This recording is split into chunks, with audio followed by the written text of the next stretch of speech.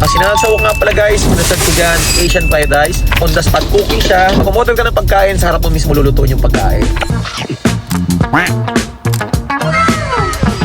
Tsura pa lang yan guys, talagang maglalaway ka na. Bossing, okay na bossing? Nasi Hungarian, boss. Magkano itong nasi Hungarian, boss? 180. 180. Oh, ito adobo sisig, 185. Napakadami rin ng rice. Oh, solid nito. Yung negosyo nga pala guys sa Ateneo natin na Sinangag sa Wok. Dito nga lang pala to guys sa may Taguig Triumph, Barangay South Signal. Madali lang siyang hanapin guys. Bali waste nyo lang yung Sinangag sa Wok. Wasteable naman siya. Marami na mga topang vlogger na nag-vlog niyan. Sila ka Food Trip, Epic Mukbang, Coach Charlie Boy, Rez Mamora Vlog, Maki Sarap. Ngayon lang ako magbablog ng sarili kong vlog dyan sa sarili nating negosyo. So let's go. Punta natin yung Sinangag sa Wok by Boss M Vlogs.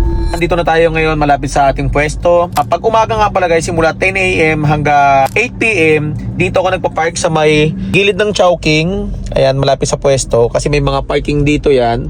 So, pay parking naman yan. Pwede ka mag-park dito. Guys, tara, pupunta na tayo ng Sinangag sa Wok. Let's go. So, ito yung Chowking. Ayan yung Pure Gold guys. Tapos lakad lang tayo papunta dito sa may Jollibee. Andito lang yung pwesto natin malapit sa may Jollibee. Pag galing mo dito ng Chowking o Pure Gold, siguro mga 2 to 3 minutes na lakad lang. Basta malapit lang siya. Siguro almost 50 meters. Wala pa nga yata. Ito yung Jollibee Tapos sa tapat niyan may papasok. Ito. Andito na yung pwesto natin na Sinangag sa Wok. Ayan. Jollibee. Star 8 Pharmacy. Tapos pasok lang kayo dyan. Ayun yung pwesto natin yung Sinangag sa Wok. Nasa tabi ng potato corner lang. Ayan, sobrang dami ng tao lagi dito. Tapos andito rin sa tapat yung sikat na puguan. Tapos ito yung Sinangag sa Wok. Ayan yung pwesto natin. Tabi lang ng potato corner yan. Yan ang landmark natin. Paggabi, pag simula 8 PM, pwede na kayo mag-park dyan. Sarado na lahat dyan. Umaga naman, pwede tayo may parking tayo dito sa taas. Sa tabi lang kung papasok na to. Akit lang kayo dyan. Dyan yung pwesto natin. Dito guys, meron naman tayo ditong malaki, malawak na dining. Kahit ilang kayo dito, kayang-kaya natin accommodate dyan. Malinis tayong malaking dining. Ito yung pwesto natin. So ngayon marami pa tayong bagong menu na ilalagay dito. Ang problema natin ngayon, ang taas pa ng LPG kaya hindi pa natin mailagay yung mga bago nating menu na ay serve dito sa Sinangag sa Wok. Meron din tayong dining dito sa loob. Meron din tayong dining sa labas. Tapos guys, open pala tayo dito ng 10 AM hanggang 3 ng madaling araw. Kaya kahit madaling araw, nag-crave kayo sa fried rice, pwede yan. At paluto nga ako dyan tinang nasigurin, Thai rice, chowpan, adobo rice, bagong rice. Bigyan mo ko ng lahat ng na yun, ng rice na yun. Tapos pati ulam, lagyan mo na ng ulam. Tsaka kinalas, meron tayong bigol kinalas. Ayan, sige, paluto ko Meron tayong 5 klaseng fried rice, Thai rice, nasigurin, chowpan, adobo rice, tsaka bagong rice. Tapos meron din tayong upcoming na bago nating fried rice, salted egg fried rice, seafood fried rice, tsaka yung sisig fried rice. So guys, hindi pa natin siya malabas kasi nga ang taas ng LPG ngayon. Tapos syempre di mawawala yung kinalas natin dyan. Bicol kinalas, tsaka yung sisig, and fried chicken, upcoming na rin yan. So yan. Bossing, ano yung lulutuin mo? Thai rice, boss. Ilang Thai rice yan? 3 po.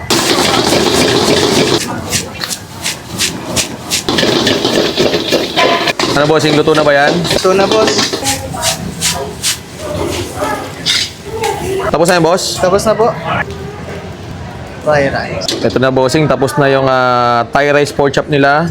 Grabe to, itsura pa lang 185 lang to guys, halos good for 2 person na yan. Maraming rice, hindi nagbago yung rice natin. Tumaas na lang konti yung presyo. Bossing, ano naman yung lulutuin ni bossing? Bagong fried rice, boss. Bagoong fried rice naman tayo. Lagyan na yung bagoong. Ito naman guys, bagoong rice ang ating pinaluto naman.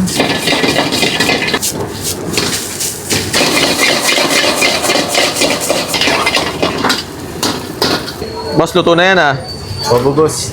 Bilis lang pala maluto mga fried rice nyo dito Kasi ngayon na ba yan, boss? Ito na yan, boss. Lechon kawali, bagong rice. Ayan lechon kawali, bagoong rice. Magkano to, boss? 185 po.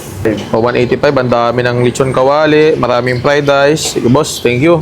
Bossing, ano naman yung lulutuin mo naman? Yang chow, boss.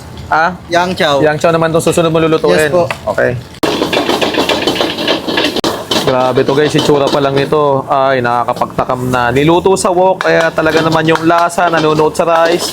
May aftertaste ng usok. Boss, last, ano na yung lulutuin mong last? Nasigurin, boss. Nasigurin. Anong ano yan? Manghang. Opo, Yan. spicy. Medyo maanghang, kaya yung amoy nito masakit sa ilong. Pero guys, pag natikman nyo to, napakasarap nito. Bossing, okay na yan, bossing?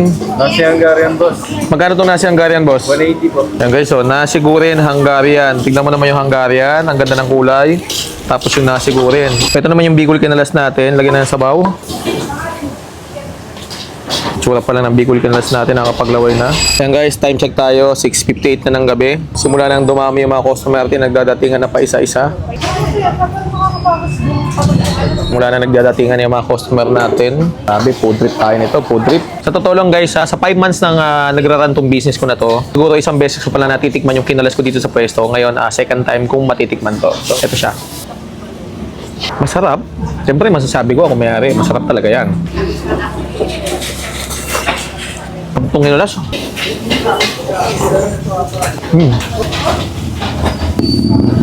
Sarap na sabaw. Sakto yung alat, yung noodles. Ang sarap. Tapos may din na mainit. Tikman nyo itong kinalas na to. Panigurado.